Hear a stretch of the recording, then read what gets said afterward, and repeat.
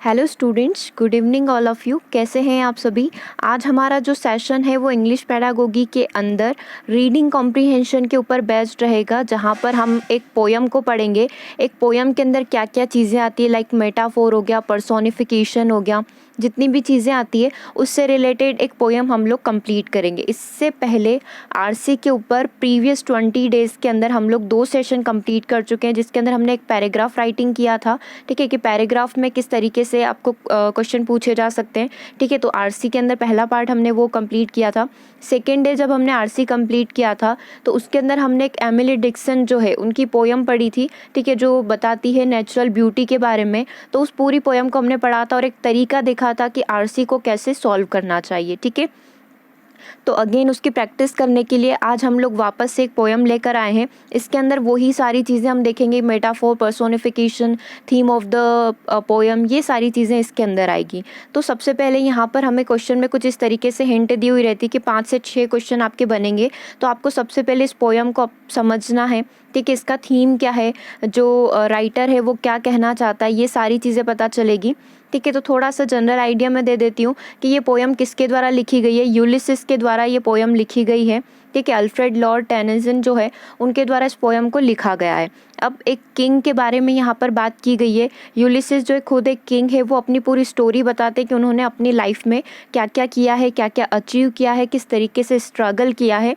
ये पूरी पोयम उसके ऊपर बेस्ड है। ठीक है, और ये जो आपका पोयम है ये प्रीवियस एग्ज़ाम में पूछा हुआ भी है। तो अभी तक हमने जितने भी आरसी पोयम वगैरह किए वो सारे प्रीवियस एग्ज़ाम में पूछे हुए, ताकि उससे हमें एक आइडिया लग जाएगा कि एग्ज़ाम में किस लेवल का हमसे पूछा जा रहा है। तो सबसे पहले हम लोग यहाँ से स्टार्ट करते हैं।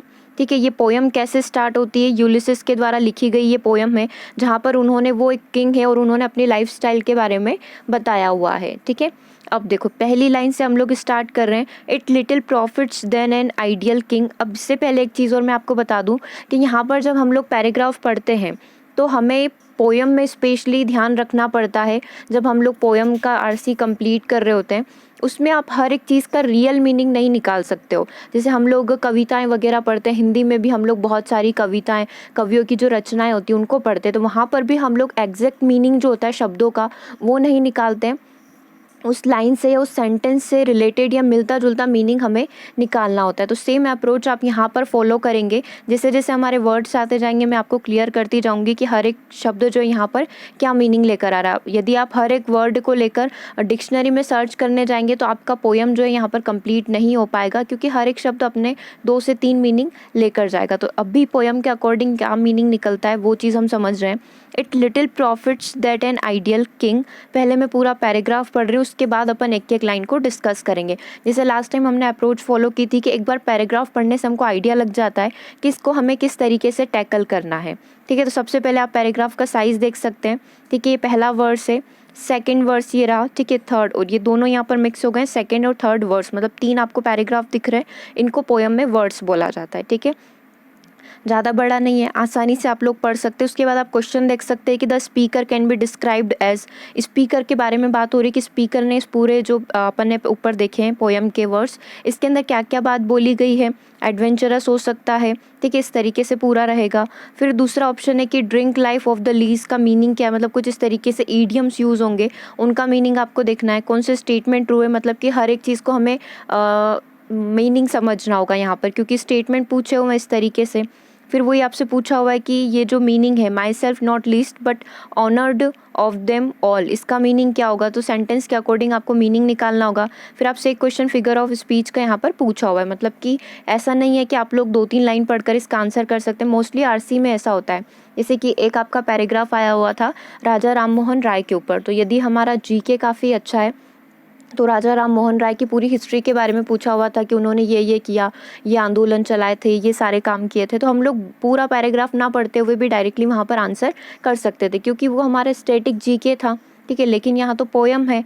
यदि आप यूलिसिस जो है उनके बारे में जानते हैं, क्योंकि लिटरेचर के अंदर इन सारे, जैसे विलियम वुड्सवर्थ हो गए, शेक्सपियर हो गए, इनकी बहुत सारी पोयम हमें याद करना होती है। हमारे जब हम अपना जो ग्रेजुएशन कंप्लीट करते हैं तब आ जाती है। तो यदि थोड़ा सा वो चीज़ें याद है तो वो चीज़ आपको यहाँ पर हेल्प कर सकती है। ठीक है, बट स्टिल हम A to Z यहाँ पर हर एक चीज़ को डिटेल में पढ़ेंगे। तो पहली लाइन यहाँ पर बोली गई है, it little profits that an ideal king by this still hearth among then barren crags matched with an aged wife I meet and dole, unequal laws unto a savage race that hoard and sleep and feed and know not me। ठीक है, ये पूरा paragraph मैंने पढ़ दिया, पहला verse मैंने पढ़ दिया। अब पहली लाइन को समझने का ट्राई करते हैं। It little profit that an ideal king. देखो यहाँ पर क्या चीज़ बताई गई है, कौन सी बात बताई गई है, पहली लाइन में क्या चीज़ एक्सप्लेन की गई है। स्टार्टिंग कहाँ से हो रही है, कुछ राजा के बारे में, एक आइडियल किंग क्या होता है उसके बारे में बात हो रही है कि एक जो परफेक्ट राजा होना चाहिए, परफेक्ट किंग होना चाहिए, वैसा यहाँ पर कुछ नहीं हो रहा है। क्योंकि यहाँ पर बताया हुआ है कि सबसे पहले तो हमें इसका मीनिंग समझना होगा। इट लिटिल प्रॉफिट का मीनिंग क्या होता है कि यहाँ पर ये यूज़लेस है, इसका कोई काम नहीं है। मतलब एक राजा जो होता है, एक आइडियल किंग जो होता है, वो एक यूज़लेस होता है, कोई बेनिफिट, कोई फ़ायदा यहाँ पर नहीं है किसका, राजा होने का, किंग होने का। तो इट लिटिल प्रॉफिट मतलब कि हम देखते हैं ना, little, a little, the little, तो लिटिल का मीनिंग क्या होता है, बिल्कुल न के बराबर। तो इट लिटिल प्रॉफिट मतलब कि एक न के बराबर एक आइडियल किंग का यहाँ पर वर्क होता है, न के बराबर वो होता है। ठीक है, दूसरी लाइन पढ़ने का ट्राई करते हैं। अभी आपको तीसरी लाइन तक जब आप पहुँचोगे तब आपको पूरा समझ में आएगा कि आखिर ये पोयम बोलना क्या चाहती है। ठीक है, एग्जाम में आप यही करते हैं, 2 से 3 लाइन पढ़ते उसके बाद आपको समझ आता है कि ये पोयम इसके बारे में है।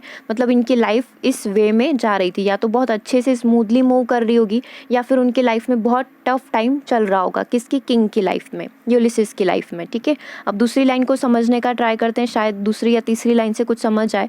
By this still hearth among this barren crags, यहाँ पर कुछ इस तरीके की बात हो रही है। स्टील हैथ मतलब होता है जब हम लोग सर्दी में अलाव जलाते हैं, ठीक है, आग के सामने आग मतलब लकड़ियाँ जलाते हैं, फिर उसके आसपास गोला बनाकर सब लोग बैठे रहते हैं। तो वैसी कुछ सिचुएशन है कि कोई है, मतलब कोई है, अभी अपन को बताया हुआ नहीं है। जो स्पीकर हैं, जिसने भी ये पोयम लिखी, उसने मेंशन यहाँ पर कुछ भी नहीं किया है। तो बाय दिस स्टील हैथ मतलब ये जो आग का जो अलाव होता है, जहाँ पर आप लकड़ियाँ जलाकर उसके आसपास बैठते हैं, तो वो वैसा का वैसा ही चल रहा है। ठीक है, इस तरीके से कुछ बात हो रही है। अमंग दिस बैरन क्रैग्स, बंजर भूमि पर, बैरन मतलब बंजर होता है, क्रैग मतलब बंजर भूमि पर इस तरीके से हमने आग जलाई हुई है। ठीक है, और हम लोग क्या है, आसपास बैठे हुए हैं। अब कौन लोग बैठे हुए हैं आगे अपन को हो सकता है पता चले। ठीक है, तो अभी 2 लाइन जो है बिल्कुल मैच नहीं कर पा रही है। पहली लाइन कुछ इस तरीके से बोल रही है, it little profits that an ideal king, ये बिल्कुल एक यहाँ पर यूजलेस है किंग का होना। ठीक है, कोई काम नहीं है उसका। अब वो क्या कर रहा है, जो भी व्यक्ति था यहाँ पर, जितने भी लोग यहाँ पर थे, वो आग लगाकर उसके आसपास बैठे हुए हैं। ठीक है, अब देखो किंग ने ये मतलब यहाँ पर ऐसी बात की गई है कि अलाव जलाकर उसके आसपास बैठे हुए बंजर भूमि है, तो कहीं ना कहीं वो अपने लाइफ को इससे कंपेयर करके बताना चाहते हैं। वो भी चीज़ अपन को आगे समझ में आएगी। Matched with an aged wife I mete and dole. अब यहाँ पर क्या बात हो रही है, देखो जैसे यहाँ पर बोला हुआ है matched with an aged wife, मतलब कि यहाँ पर जो यूलिसिस है, जो किंग है, वो अपनी वाइफ के साथ बैठा हुआ है, आग लगाई हुई है। ठीक है, अलाव लगाया हुआ उसके आसपास, वो और उसकी वाइफ जो है उस बंजर भूमि पर बैठे हुए हैं। और फिर क्या बोला गया है, आई मीट एंड डोल, वो राजा क्या कर रहा है, वो यूलिसिस किंग यहाँ पर क्या कर रहा है, वो किंग, मीट का मतलब होता है एक तरीके से बांटना, किसी को अलॉट करना, और डॉल का मीनिंग होता है अधिकार देना। ठीक है, तो अब इस लाइन को फिर से पढ़ने का ट्राई करते हैं। जैसे कि आग लगाई हुई है, वो बंजर भूमि है, वहाँ पर किंग अपनी एजेड मतलब उसकी सेम एज वाली जो वाइफ है, ठीक है, हस्बैंड वाइफ की ऑलमोस्ट एज सेम है, दोनों बूढ़े हो चुके हैं, ओल्ड हो चुके हैं, दोनों बैठे हुए हैं वहाँ पर। और किंग यहाँ पर क्या कर रहा है, लोगों को अपने अधिकार दे रहा है, उनके साथ कुछ बांटने का ट्राई कर रहा है। मतलब जैसे किंग का कार्य क्या होता है, लोगों के लिए कुछ नियम बनाना, कानून बनाना, इस उसको एक व्यक्ति को पर्टिकुलर अपना अधिकार देना कि ये जो मंत्री है इसका कार्य ये होगा, ये जो सेवक है इसका कार्य ये होगा। तो इस तरीके से आई मीट एंड डोल मतलब कि वो बांट रहा है और क्या कर रहा है, लोगों को अपने अधिकार दे रहा है। यहाँ तक क्लियर है। मैच्ड का मीनिंग यहाँ पर ये चीज़ है कि जैसे हम लोग देखते हैं क्रिकेट मैच वगैरह होता है, तो नॉर्मल ये मैच यहाँ पर है उसकी साथी। ठीक है, उसके साथी से यहाँ पर हम लोग देख सकते हैं जैसे कि उसका कोई पार्टनर है, किंग का पार्टनर कौन है, यहाँ पर उसकी वाइफ है जो उसके साथ बैठी हुई है। जो क्या कर रहा है, किंग जब लोगों को अपने अधिकार दे रहा है, लोगों के बीच में कुछ भी कर रहा है, उनको अधिकार दे रहा है, उनके बीच में कुछ बांट रहा है। ठीक है, तो ये वाइफ क्या कर रही है, उसको वहाँ पर सपोर्ट कर रही है, मतलब वो उसके साथ बैठी हुई है।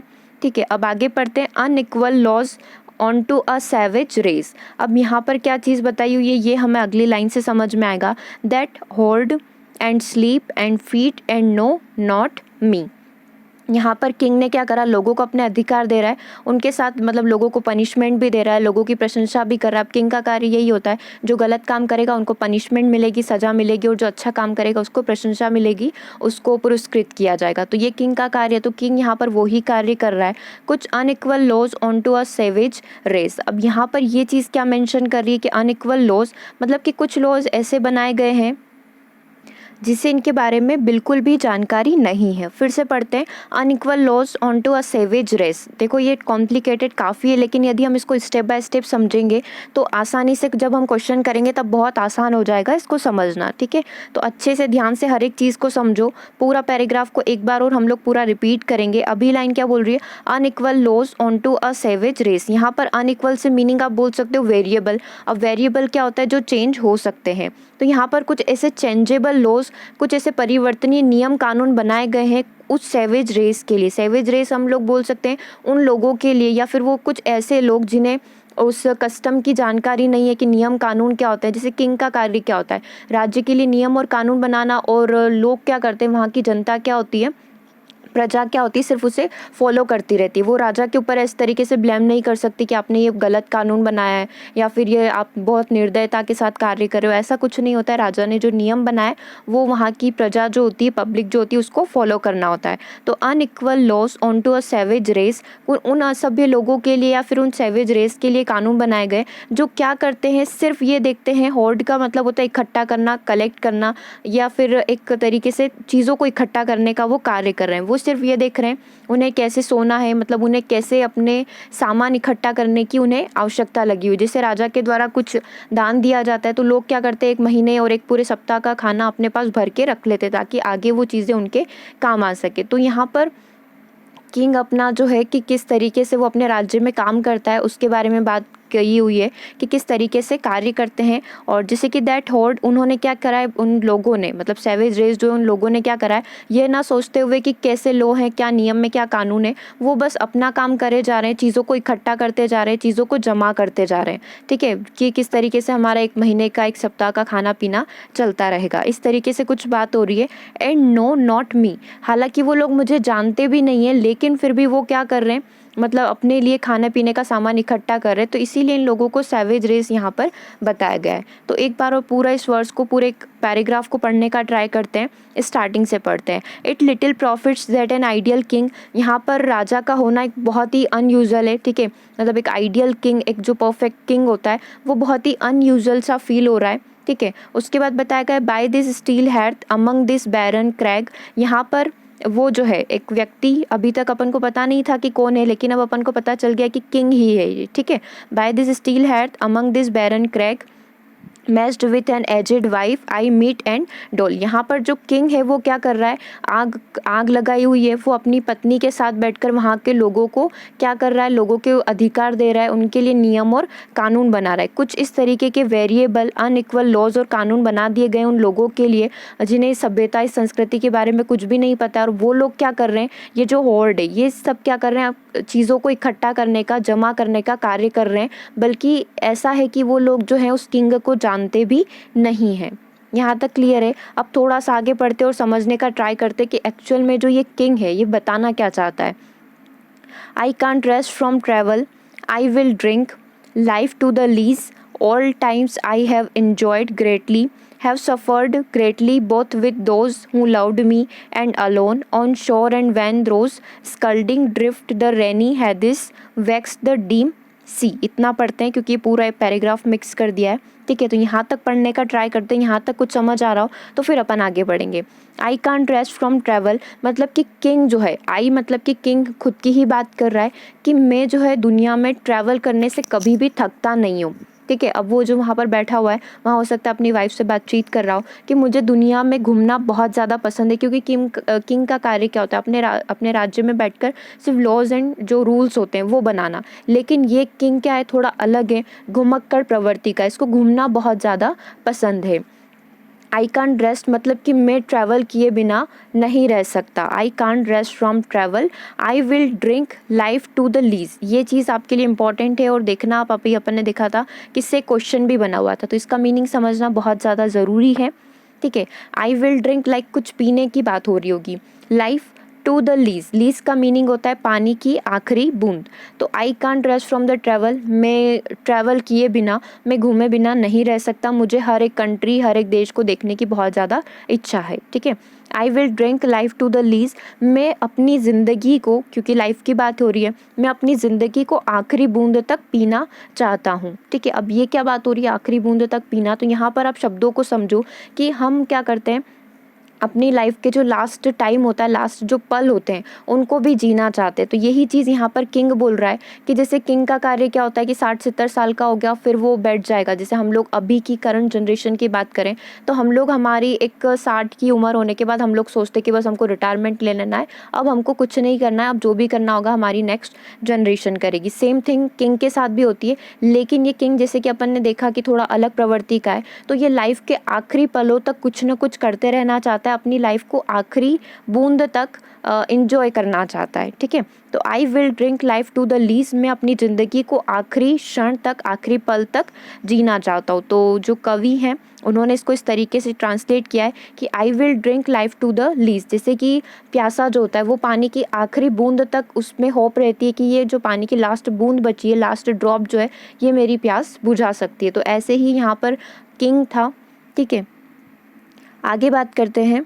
All times I have enjoyed greatly, मैंने सारे समय, जितना भी टाइम मैंने अपने जीवन में निकाला है, बहुत अच्छे से इन्जॉय किया है, बहुत अच्छे से मैं अपनी लाइफ को इन्जॉय करता हूँ।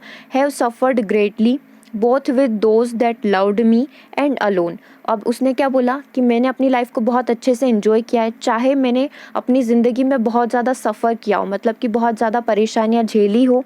ठीक है, किनके साथ, जो मुझे प्यार करते हैं और जो मैं अकेले रहते हुए भी, या जो मेरे लव्ड वन जो मुझसे प्यार करते हैं और मैं अकेला रहता हूँ, तब भी मैंने अपनी लाइफ को अच्छे से एंजॉय किया है। मोस्टली हम लोग क्या देखते हैं कि हमारी लाइफ में कुछ प्रॉब्लम्स आती है तो हम लोग डिस्टर्ब हो जाते हैं। ठीक है, लेकिन जब हमारे टाइम अच्छा चल रहा होता है तो हम उसको अच्छे से एंजॉय करते हैं। लेकिन ये जो किंग है, इसकी ज़िंदगी में भी, इसकी लाइफ में भी बहुत सारी प्रॉब्लम आई है जिसको इसने फेस किया है हंसते हंसते। ठीक है, तो यहाँ पर बोला गया ऑल टाइम, ऑल टाइम मतलब पूरे समय।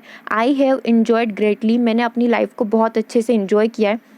Have suffered greatly both with those that love me and alone. ठीक है, उसके बाद क्या लिखा हुआ है, यहाँ तक चीज़ें क्लियर है। यहाँ तक हमको क्या बोला गया है, वापस एक बार मैं रीड कर रही हूँ। ठीक है, ताकि हर एक पॉइंट हमको यहाँ पर समझ आए। आई कांट रेस्ट फ्रॉम ट्रेवल, मैं ट्रैवल किए बिना नहीं रह सकता, मैं अपनी ज़िंदगी को आखिरी पलों तक जीना चाहता हूँ। ठीक है, all times I have enjoyed greatly, मैंने बहुत पूरे समय खुद को बहुत अच्छे से, अपनी लाइफ का जो भी टाइम मिला है उसको बहुत अच्छे से इन्जॉय किया है। क्योंकि यहाँ तक तो बता दिया उसने कि लास्ट पल तक मैं इसी तरीके का रहूँगा, और जितना भी टाइम मैंने निकाला है उसको मैंने बहुत अच्छे से इन्जॉय किया, चाहे मेरी लाइफ में कितनी भी प्रॉब्लम आई हो, जो मेरे साथ मेरे लव्ड वन है, जिनको मैं लव करता हूँ, उनके साथ भी मैं रहा हूँ और अलोन भी मैं रहा हूँ। ठीक है, यहाँ तक चीज़ें क्लियर है। उसके बाद बढ़ते हैं ऑन शोर। शोर मतलब क्या होता है, समुद्र का किनारा। ठीक है, and when rose scudding drifts the rainy Hyades vex the dim sea. अब ये जो हैडिस है, इसका मीनिंग यहाँ पर क्या होता है, तारों का एक समूह, आप तारामंडल इसको बोल सकते हो। जब बारिश होती है उससे पहले ये तारामंडल चमकना स्टार्ट होता है, तो यहाँ पर उसकी लाइफ को, किंग की लाइफ को, उसने हैडिस मतलब एक तारामंडल जो है, तारों का एक समूह है जो बारिश होने के पहले चमकता है, उससे कंपेयर किया है। तो यहाँ से हम लोग पढ़ना स्टार्ट करते हैं ऑन शोर से। On shore and when rose scalding drifts and rainy hadis vex to the dim sea. यहाँ तक देखो, यहाँ तक पढ़ते उसके बाद फिर अपन आगे बढ़ेंगे। अब यहाँ से यहाँ तक की लाइन क्या बोल रही है कि चाहे कुछ भी हुआ हो, चाहे बारिश आई हो, हैदिस से हमें समझ आए कि कहीं ना कहीं यहाँ पर बारिश की बात हो रही है। रैनी हैदिस मतलब कि वो जो तारामंडल होता है जो बारिश के थोड़े से पहले चमकता है। तो चाहे किसी की भी बात हो रही हो, यहाँ पर क्या चीज़ बताई गई है कि चाहे समुद्र में तूफान आया हो, चाहे कितनी ही ज़्यादा बारिश हो गई हो, मैं हमेशा क्या करता हूँ, आई एम ऑलवेज रेडी, मैं हमेशा रेडी रहता हूँ, मैं हर पल को बहुत अच्छे से एंजॉय करता हूँ। ठीक है, तो एक बार और मैं यहाँ तक आपको पूरा एक्सप्लेन कर रही हूँ ताकि ये सारी चीज़ें इंटरकनेक्ट हो जाए। I can't rest from travel, मैं ट्रैवल किए बिना नहीं रह सकता। I will drink life to the lees, मैं अपनी ज़िंदगी को आखिरी पलों तक एंजॉय करूँगा, मतलब लास्ट क्षण तक भी मैं अपनी लाइफ को इन्जॉय करना चाहता हूँ। All times I have enjoyed greatly, मैंने इस समय में बहुत अच्छे से इन्जॉय किया है। चाहे क्या हुआ हो, मैंने बुरा टाइम भी देखा है, मैंने बुरे टाइम से भी सफ़र किया हुआ है, ठीक है। और मेरे टाइम पे मतलब जब मैं लोगों के साथ रहा हूँ तब भी मैं बहुत अच्छे से इन्जॉय करता हूँ, जब मैं अकेला हूँ, ठीक है, तब भी मैंने उस समय को इन्जॉय किया है।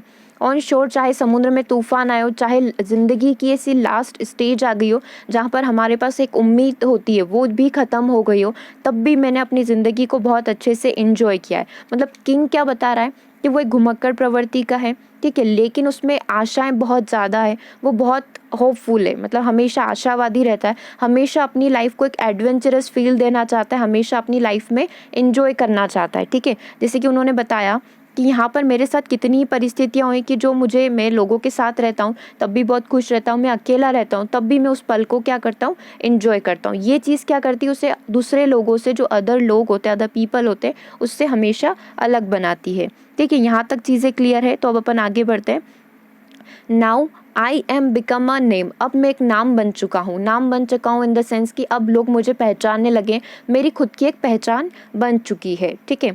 For always roaming with a hungry heart, ठीक है, much have I seen and known, ठीक है। अब यहाँ तक सिर्फ इतना सा पढ़ने का ट्राई करते, इतना सा समझते। I am become a name, अब मैं एक बहुत बड़ा फेमस नेम, लाइक हमारे जो बॉलीवुड स्टार होते हैं उस तरीके के ये स्टार बन चुके हैं। कौन? यूलिसिस। अब आगे बढ़ते हैं। For always roaming with a hungry heart, उन्हें घूमना, रोमिंग करना मतलब घूमना, ठीक है, उन्हें घूमना बहुत पसंद है, ट्रैवलिंग बहुत पसंद है। विद अ हंग्री हार्ट, ठीक है, hungry heart in the sense कि हंग्री हार्ट मतलब भूखा दिल, आप नहीं समझ सकते इसको। हंग्री हार्ट मीन्स होता है कि उनके अंदर एक लालच है। अब लालच क्या है? लालच ये है कि उन्हें हर एक कंट्री को विजिट करना है। अब आगे देखो, यहाँ पर उन्होंने चीज़ बताई हुई है कि क्यों उन्होंने हंग्री हार्ट बोला है इस चीज़ को। देखो वापस से अपन यहाँ से पढ़ते हैं। I am a become a name for always roaming with a hungry heart, much have I seen and known, cities of a man and manners, climate, councils, government, myself not least, but honored all of them all। ठीक है, ये पूरा point है। यहाँ तक चीज़ें clear है, तो इसको एक बार और अपन बाद में पढ़ेंगे, पहले ये 4 लाइन और इसको पढ़ लेते हैं। For always roaming with a hungry heart, मुझे एक मेरे अंदर एक ऐसा लालच है जिसकी वजह से मुझे घूमना बहुत पसंद है। Much have I seen and known, cities of man and manner, मुझे क्या पसंद है, मुझे लोगों को जानना पसंद है, अलग अलग सिटीज़ को जानना, क्योंकि अब ट्रैवलिंग कर रहा है तो उसके पीछे का लालच क्या है, उसको ट्रैवल करना क्यों पसंद है, उसकी हॉबी है ये ट्रैवलिंग करना, तो उसको क्या मज़ा आता है। ये जो किंग है, किंग को तो अपने राज्य में ही रहना चाहिए, बट ये बाहर घूमना क्यों पसंद कर रहा है, अपने राज्य को छोड़कर इसको घूमना क्यों पसंद है, तो कुछ रीज़न है, इसीलिए वो हंग्री हार्ट बना हुआ है, इसी वजह से वो लालची बना हुआ है। क्या रीज़न है वो यहाँ पर बताए हुए हैं आपको। Cities of man and manner में अलग अलग जो कंट्रीज़ होती है उनको जानना चाहता हूँ, वहाँ के लोगों को जानना चाहता हूँ, उनके कुछ तरीके होते हैं, जैसे हर एक कंट्री में लोगों के अपने कुछ बिलीव्स, अपनी कुछ मोरल वैल्यूज़ होती है, वो उनको जानना चाहता है। क्लाइमेट, वहाँ का मौसम जानना चाहता है, ठीक है, क्लाइमेट, उसका जो एटमॉस्फेयर है वो जानना चाहता है। काउंसिल्स, वहाँ के कुछ तरीके होते हैं, कस्टम, जैसे हमारे यहाँ पर बोलते हैं हमारे कुछ रीति रिवाज हैं, ठीक है, कस्टम्स हैं, उनको जानना चाहता है। गवर्नमेंट्स, वहाँ की सरकारों को वो समझना चाहता है कि वहाँ की सरकार जो है किस तरीके से अपने देश का एक पालन पोषण करती है, मतलब पूरे देश को रक्षा करती है, वो जानना चाहता है, ठीक है। तो ये उसके पीछे का एक हंग्री हार्ट, उसके पीछे का एक रीज़न हो सकता है। क्या? उस किंग के, यूलिसिस के ट्रैवलिंग की हॉबी होने के पीछे का reason. My self not least but honoured of them all, मतलब क्या चीज़ यहाँ पर किंग ने बताई है कि अब वो एक फेमस पर्सनालिटी, फेमस नेम बन चुका है, तो यहाँ पर वो जिन लोगों को नहीं जानता है, जब वो अलग अलग कंट्रीज़ में जाकर विजिट करता है, अलग अलग सिटीज़ में जाकर विजिट करता है, तो अब लोग उसका सम्मान करने लगे। तो इससे क्या चीज़ प्रूफ होती है कि ये जो किंग है ये काफ़ी अब फेमस पर्सनालिटी बन चुका है। तो जब उसने ये बताया कि I am become a name, तो यहाँ पर आपको उसने एक्सप्लेन भी किया कि अब मैं एक फेमस पर्सनालिटी, ये एक नाम, यूलिसिस जो नाम है ये क्यों फेमस हो चुका है, क्योंकि अब जब भी ये किसी भी कंट्री में जाता है तो लोग इसका सम्मान करते हैं, ठीक है। ये चीज़ यहाँ पर आपको बताई हुई है। तो एक बार और मैं पूरा स्टार्टिंग से आपको पढ़कर बता रही हूँ, थोड़ा बहुत कॉम्प्लिकेटेड ये है आज का, बट एग्ज़ाम में आपके इसी तरीके से आएंगे। तो चलो वापस से एक बार और हम लोग स्टार्टिंग से स्टार्ट करते हैं। It little profit that an ideal king, it little profit मतलब एक राजा का, मतलब एक किंग का आइडियल होना यहाँ पर यूजलेस लग रहा है उसको। By this still hearth among this barren crags matched with an aged wife I mete the dole. मैं अपनी एजेड वाइफ के साथ, मतलब मैं अपनी वाइफ के साथ इस आग के अलाव के पास बैठा हुआ हूँ, इस बैरन क्रैक बंजर ज़मीन पर बैठा हुआ हूँ और मैं लोगों के लिए नियम और कानून बना रहा हूँ। ठीक है, यहाँ तो उन लोगों के लिए नियम और कानून बना रहा हूँ जो लोग मुझे जानते भी नहीं है, जो लोग क्या कर रहे हैं, जो सिर्फ होर्ड कर रहे हैं, मतलब जमा कर रहे हैं, अपने खाने पीने का सामान जमा कर रहे हैं, उठते हैं सो जाते हैं। मैं उन लोगों के लिए नियम कानून बना रहा हूँ जो मुझे जानते भी नहीं है, और यहाँ बैठकर, मतलब आग के सामने बैठकर मैं उन लोगों के लिए नियम कानून बना रहा हूँ। तो किंग को ये चीज़ यहाँ पर समझ नहीं आ रही है कि मैं आखिर में कर क्या रहा हूँ। ठीक है, आगे बढ़ते हैं। आई कांट रेस्ट फ्रॉम ट्रैवल। मैं तो ट्रैवल किए बिना नहीं रह सकता हूँ। देखो, मुझे ट्रैवल करना बहुत पसंद है। मैं अपनी ज़िंदगी को आखिरी क्षणों तक जीना चाहता हूँ। तो I will drink life to the least. मैं अपनी ज़िंदगी में बहुत कुछ, मतलब अभी जैसे हमने पैराग्राफ पूरा पढ़ा तो हमें क्या चीज़ें समझ में आई कि यहाँ पर जो किंग है वो क्या चाहता है, पूरी दुनिया को घूमना चाहता है, अपनी लाइफ को काफ़ी एडवेंचरस बनाना चाहता है। हर एक प्लेस पर वहाँ के रीति रिवाज, कस्टम, वहाँ की गवर्नमेंट, वहाँ का एटमोसफियर, वहाँ का वेदर, वहाँ की काउंसिल, सबको वो जानने की इच्छा रखता है। ठीक है, घुमक्कड़ प्रवृत्ति का हो गया किंग। अब आगे बढ़ते हैं। All times I have enjoyed greatly. मैंने अपनी लाइफ में जितना भी समय अभी तक पास्ट में हुआ है मेरे साथ, मैंने उस टाइम को बहुत अच्छे से एंजॉय किया है। मेरे साथ कुछ बुरा समय भी निकला है, वो भी मैंने अच्छे से एंजॉय किया है। ठीक है, मैंने अपने जब लोगों के साथ रहता हूँ, जो मुझे प्यार करते हैं, मैं उन लोगों के साथ रहता हूँ, या चाहे मैं अकेला रहता हूँ, मैं हर टाइम को बहुत अच्छे से एंजॉय करता हूँ।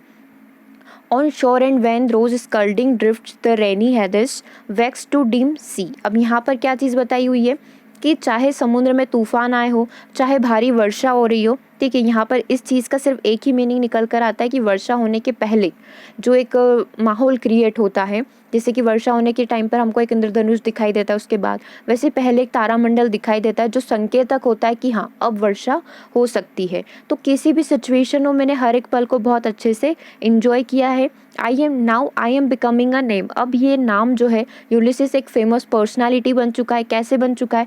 क्योंकि ये हमेशा घूमता रहता है। For always roaming with a hungry heart. एक उसके अंदर एक लालच है हर एक कंट्री को विजिट करने का, हर एक सिटी को विजिट करने का। और वो लालच क्या है? वो लालच ये है कि वो उसके अंदर एक ऐसी भावना है, ऐसी फीलिंग है कि उसे हर एक कंट्री के बारे में जानकारी होना चाहिए कि कौन सी कंट्री जो है किस तरीके से कार्य करती है, वहाँ की सरकार जो इस कंट्री को कैसे चलाती है, ये सारी चीज़ें इसके अंदर आती है। अब उसने बोला था कि मैं एक फेमस पर्सनालिटी बन चुका हूँ, तो उसको कैसे पता चला? उसको ऐसे पता चला कि जिस भी कंट्री में वो विजिट करता, लोग उसका अब सम्मान करने लगे। ठीक है, लोग उसको एक सम्मान की दृष्टि से देखने लगे, उसे ऑनर करने लगे।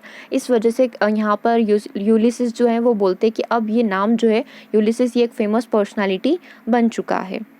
ठीक है, तो ये इस तरीके से पूरा हमारा जो एक बोल सकते हैं पैराग्राफ जो है, 2-3 वर्ड्स थे इसके अंदर, ये तीनों वर्ड्स कंप्लीट हो चुके। अब देखते हैं कि क्वेश्चन किस तरीके से पूछे हुए हैं। अब जल्दी से सबसे पहले आप कमेंट करके बताइए कि ये जो अपन ने पढ़ा है अभी तक पोयम, ये चीज़ आपको समझ आई या नहीं आई। इसके बाद अपन स्टार्ट करते हैं।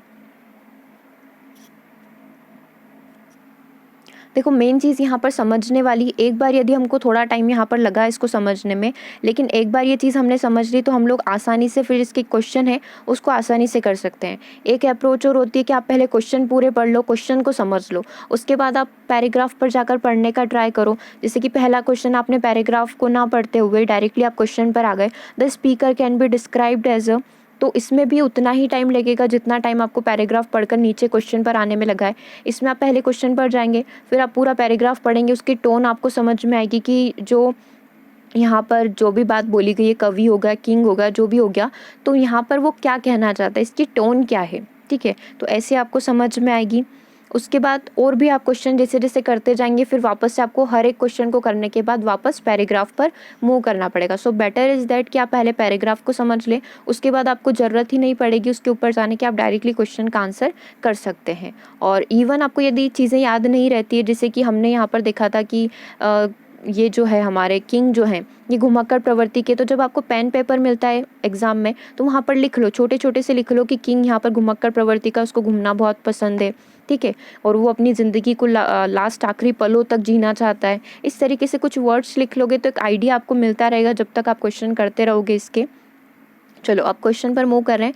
The speakers can be described as a, जो स्पीकर है, अब वो किंग हो सकता है, पॉइंट हो सकता है, इसमें यहाँ पर डिफाइन नहीं किया है। यदि वो क्वेश्चन में डिफाइन करता तो आपको हिंट मिल जाती, इसलिए उसने क्वेश्चन में भी डिफाइन नहीं किया है। डायरेक्टली आपको पैराग्राफ पूरा पढ़ना ही पड़ेगा, उसके बाद आपको आइडिया लगेगा। Speaker can be described, speaker को कैसे डिस्क्राइब किया हुआ है यहाँ पर, ठीक है। एन एडवेंचर, मतलब एक एडवेंचर की तरह डिस्क्राइब किया हुआ है, या फिर एक फ्रॉलीसम पर्सन की तरह, या फिर एक वेगाबोंड की तरह, या फिर अ सीकर आफ्टर द ट्रूथ की तरह। तो यहाँ पर स्पीकर क्या है, स्पीकर जो है एक एडवेंचरस वर्क करता है, उसे घूमना बहुत पसंद है।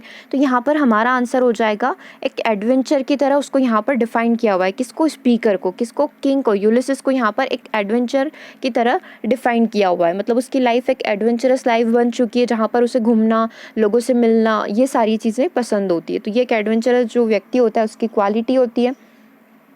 दूसरा ऑप्शन यदि आप देखें, एक फ्रॉलीसम पर्सन क्या होता है, फ्रॉलीसम पर्सन एक वो पर्सन होता है जहाँ पर हम लोग बोल सकते हैं कि एक प्लेयर टाइप का, जिसे स्पोर्ट्स वगैरह में बहुत ज़्यादा इंटरेस्ट होता है, उसे हम लोग बोल सकते हैं फ्लोरिसम पर्सन, ठीक है। तो ये चीज़ क्लियर है, फ्लोरिसम का मीनिंग क्या होता है। नेक्स्ट है हमारा अ वेगाबोंड। वेगाबोंड का मीनिंग होता है एक तरीके से, क्या बताऊँ मैं आपको, लाइक कुछ आवारा लोग होते हैं जिनका फिर ऐसे ही घूमना होता है। देखो, एक जो घूमने वाला जो पर्पस होता है, जैसे कि यहाँ पर हमने देखा था हंग्री हार्ट, ये जो इसका एक पर्पस है, इसकी एक हॉबी है, इसका एक इंटरेस्ट है कि ये घूमना क्यों चाहता है। ये घूमना इसलिए चाहता है क्योंकि ये लोगों के रीति रिवाज, वहाँ के कस्टम, वहाँ का एटमोसफियर, वहाँ की गवर्नमेंट, इन सबको जानने की इच्छा रखता है, ठीक है। हमारा जो स्पीकर है, जिसने भी ये पोयम लिखी है अपने ऊपर, वो ये चाहता था, ठीक है। उसका पर्पस हमने देख लिया, उसका लालच ये था। लेकिन एक वेगाबोंड जो होता है एक तरीके से आवारा आप उसको बोल सकते हो, जो जिसे सिर्फ घूमना पसंद है, उसके पीछे कोई पर्पस नहीं है, कोई उसका लक्ष्य नहीं है, बस घूमते रहो, कहीं पर भी घूमो, कैसे भी घूमो, डजेंट मैटर। तो वेगाबोंड वो व्यक्ति होता है। तो यहाँ पर आपको इन दोनों में मीनिंग समझना होगा कि एडवेंचर के लिए वो घूमना चाहता था, या फिर जस्ट ऐसे ही आवारा पर्पस, कोई पर्पस नहीं है, बिना किसी पर्पस के एक स्ट्रोलर की तरह वो घूमना चाहता था। तो सही आंसर हमारा एडवेंचर हो जाएगा। ऑप्शन डी क्या बोल रहा था, ऑप्शन डी हमें बोल रहा था सीकर आफ्टर द ट्रूथ, मतलब एक सच की खोज में निकलने वाला व्यक्ति। तो यहाँ पर जो स्पीकर था, क्या वो सच की खोज में निकला था क्या, तो ये चीज़ भी यहाँ पर सेटिस्फाई नहीं हो रही है पैराग्राफ से। तो सही आंसर यहाँ पर क्या हो जाएगा, ऑप्शन नंबर 1, ठीक है। आगे बढ़ते हैं। देखो, इस क्वेश्चन का आंसर अब आप ही करेंगे, क्योंकि मैंने पूरा आपको एक्सप्लेन भी किया था कि the expression drink life to the lees का मीनिंग क्या होता है। Drink life to the lees, जहाँ पर हमने देखा था, हिंदी में आपको यहाँ पर बता सकती हूँ कि मैं अपनी ज़िंदगी को आखिरी पलों तक जीना चाहता हूँ। तो to live life as an adventure of adventure, या फिर to live life to the fullest, to live a life of a pleasure, या टू फेस चैलेंजेस ब्रेवली। तो वो अपनी ज़िंदगी को आखिरी क्षणों तक, जैसे कि पानी की आखिरी बूंद होती है, प्यासा उसको लास्ट तक पीने की इच्छा रखता है, ठीक है। तो ऐसे क्यों जीना चाहता था वो, लास्ट पल तक अपनी ज़िंदगी को क्यों एंजॉय करना चाहता था, या फिर इसका मीनिंग क्या है। क्यों नहीं पूछा है यहाँ पर, सिर्फ आपसे पूछा गया है कि इसका मीनिंग क्या है। Drink life to the lees का मीनिंग क्या है। कमेंट एवरीवन कि इसका आंसर यहाँ पर क्या होगा। देखो, राइट आंसर है यहाँ पर to live life the fullest. वो अपनी लाइफ को पूरे तरीके से, जितनी भी उसकी लाइफ है, 100 ईयर, 90 ईयर, 80 ईयर, उसको अच्छे तरीके से जीना चाहता है। तो to live life the fullest, अपनी ज़िंदगी को वो बहुत अच्छे से इंजॉय करना चाहता है। तो सही आंसर यहाँ पर ऑप्शन नंबर बी है, ठीक है। चलो नेक्स्ट क्वेश्चन पर मूव करते हैं। नेक्स्ट क्वेश्चन है हमारे पास, which of the following statement is true. यहाँ पर कौन सा स्टेटमेंट आपको ट्रू लग रहा है according to your paragraph. He has suffered and enjoyed greatly. He has lost interest in life. The speaker is an aimless wanderer. जो मैंने आपको बताया था कि बिना किसी पर्पस के, वेगाबोंड जो होता है, वांडरर उसको हम बोलते हैं कि बिना किसी पर्पस के घूमना। एमलेस मतलब कोई लक्ष्य नहीं है, ऐसे ही घूमते रहना। His adventurers have not to change his outlook, मतलब कि उसका जो एक घूमने का जो घुमक्कड़ प्रवृत्ति थी, उसने उसका देखने का नज़रिया नहीं बदला। इस तरीके से कुछ पूछा हुआ है। तो यहाँ पर कौन सा स्टेटमेंट आपको सही लग रहा है, वो चीज़ आपको बतानी है। देखो, तो स्टेटमेंट हमारा यहाँ पर सही है option number 1। He has suffered and enjoyed greatly. उसने समय जो है, बहुत बुरा समय भी उसके साथ निकला है, लेकिन उसने उस सफ़र था उसका, उसको क्या करा है, जो भी उसने ट्रैवलिंग की उसको बहुत अच्छे से उसने इन्जॉय किया है। तो सही आंसर है यहाँ पर हमारा option number 1। He has lost interest in life, मतलब कि उसका जीवन जीने का एक उत्साह जो था, इंटरेस्ट जो था वो ख़त्म हो गया, ऐसा कुछ हुआ ही नहीं था, घुमक्कड़ ऐसे ही घूम रहा था आवारा की तरह, तो ये चीज़ भी गलत है। इस adventurous have not changed his outlook, तो ये चीज़ भी गलत है, क्योंकि उसने जब एडवेंचरस लाइफ उसने चूज़ करी, जब लोगों से के साथ उसने मिलना बैठना, ट्रैवलिंग करना, ये सारी चीज़ें उसको पसंद आई, तो उसका एक वे ऑफ परसेप्शन है, देखने का जो नज़रिया है वो भी बहुत सारा चेंज हुआ है। तो यहाँ पर ऑप्शन नंबर डी भी गलत है। तो सही आंसर है हमारा यहाँ पर ऑप्शन नंबर 1। ठीक है, ऑप्शन नंबर 1 यहाँ पर सही होगा। नेक्स्ट क्वेश्चन की बात करते हैं। The line myself not least but honoured of them all, ये पैराग्राफ की हमारी लास्ट लाइन थी। Reveals that the speaker is, ये चीज़ क्या बताती है कि स्पीकर क्या है। My self not least but honoured them all, ये चीज़ हमें क्या मेंशन करिए। Conscious of his merits, arrogant, arrogant मतलब कि थोड़ा एक गुस्सा करने वाला आप बोल सकते हो, एटीट्यूड ही आप उसको बोल सकते हो। प्रॉन टू ब्रैगिंग या फिर अ गैरुलस पर्सन, तो यहाँ पर आप चीज़ बता सकते हैं कि हमने जब पैराग्राफ पर मूव किया था, देखो यहाँ से आप एक बार और चाहो तो पढ़ लो इस लाइन को, यहाँ से पढ़ना स्टार्ट करना। ठीक है, अब आप सेल्फ ट्राई करो इसको, I am become a name से यहाँ तक एक बार पढ़ने का कोशिश करो, और फिर देखो कि क्या इस क्वेश्चन का आंसर हम लोग कर पा रहे हैं। यदि हम लोगों ने आंसर कर दिया, मीन्स कि हम लोगों को ये चीज़ बहुत अच्छे से समझ आ गई है। हमसे पूछा हुआ है कि इस लाइन का मीनिंग क्या है, क्वेश्चन में ये पूछा हुआ है, क्वेश्चन यहीं से आप समझ लो ये आपका क्वेश्चन है। तो इस पूरे पैराग्राफ को पढ़कर, इस थर्ड नंबर का जो वर्ड्स है इसको पढ़कर आपको क्या चीज़ यहाँ पर समझ आ रही है।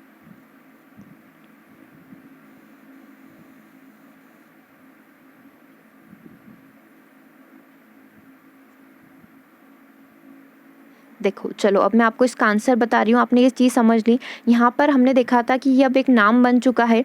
ठीक है, इसके अंदर एक लालच है, पर लालच एक पॉजिटिव वाला है, क्योंकि लालच बुरा भी होता है। ठीक है, लेकिन इसका लालच क्या है, इसका लालच ये था, हंग्री हार्ट क्यों है ये, क्योंकि इसको घूमना बहुत ज़्यादा पसंद था, ये नए नए लोगों को जानने की इच्छा रखता था, एडवेंचरस इसकी लाइफ हो चुकी थी। ठीक है, अब वापस से अपन क्वेश्चन पर यदि आते हैं, तो देखो क्वेश्चन हमें बोल रहा है the line myself not least but honour them all, मतलब कि मैं जब भी नए नए एरियाज़ में, नए नए कंट्रीज़, नए नए सिटीज़ में जाता था, तो लोग मुझे क्या करते थे, लोग मेरा सम्मान करते थे, मुझे ऑनर करते थे। तो यहाँ पर वो क्या है, कॉन्शियस है उस चीज़ को लेकर, उसे वो चीज़ बहुत अच्छी लग रही है। जब हम कहीं पर भी जाते, लोग हमें प्रेज़ करते, लोग हमारी प्रशंसा करते, लोग हमें ऑनर्ड, हमारा सम्मान करते, तो हमें कितनी ज़्यादा खुशी होती है। तो वही चीज़ यहाँ पर किंग के बारे में, स्पीकर के बारे में बताई हुई है कि उसे बहुत ज़्यादा यहाँ पर अच्छा लग रहा था, मेरिट्स मतलब कि एक अच्छा काम उसे लग रहा था कि लोग उसका सम्मान कर रहे, तभी उसने बोला कि अब ये जो यूलिसिस है ये एक बहुत बड़ा नाम बन चुका है। ठीक है, तो कॉन्शियस ऑफ हिज मेरिट यहाँ पर सही होगा। बाकी सारे नेगेटिव मीनिंग दे रहे हैं, क्या वो एटीट्यूड ही हो गया था, या इस तरीके से वो एक गैरुलस पर्सन बन चुका था, तो ऐसा कुछ हुआ नहीं। वो इस चीज़ को लेकर काफ़ी कॉन्शियस था, काफ़ी खुश था वो कि अब ये एक नाम बन चुका है, लोग उसका सम्मान कर रहे हैं। ठीक है, तो इसका आंसर हमारा ऑप्शन नंबर 1 हो गया। नेक्स्ट एंड लास्ट क्वेश्चन की बात करते हैं। The figure of speech used in a drink life to the lees का मीनिंग यहाँ पर क्या है। वो अपनी ज़िंदगी को आखिरी क्षणों तक जीना चाहता है, आखिरी बूंद तक अपनी लाइफ को एंजॉय करना चाहता है। ये चीज़ आपको क्या शो करी, पर्सोनिफिकेशन, एसोनेंस, सिमिली या फिर मेटाफोर। तो ये एक मेटाफोर है। ठीक है, एक सेशन हम लोग वो भी कंप्लीट करेंगे जहाँ पर हम लोग देखेंगे कि मेटाफोर क्या होता है, पर्सोनिफिकेशन क्या होता है, सिमिली क्या होता है। ठीक है, ये सारी चीज़ें। तो अभी आप इतना सा ध्यान रख सकते हैं इसके अंदर कि मेटाफोर क्या होता है, जिसे हिंदी में हम लोग बोलते हैं ना, किसी चीज़ की रूप की प्रशंसा करना, बड़ा चढ़ाकर उसका वर्णन करना, तो वो चीज़ हमारे लिए मेटाफोर होती है। एक काम करती हूँ, मैं आपको मेटाफोर के 1-2 क्वेश्चन और बताती हूँ कि कैसे हम लोग इसकी पहचान करते हैं। देखो मेटाफोर का मीनिंग क्या होता है, सबसे पहले आप डेफिनेशन देखो। Metaphor is a figure of speech, ये फिगर ऑफ स्पीच का एक पार्ट है।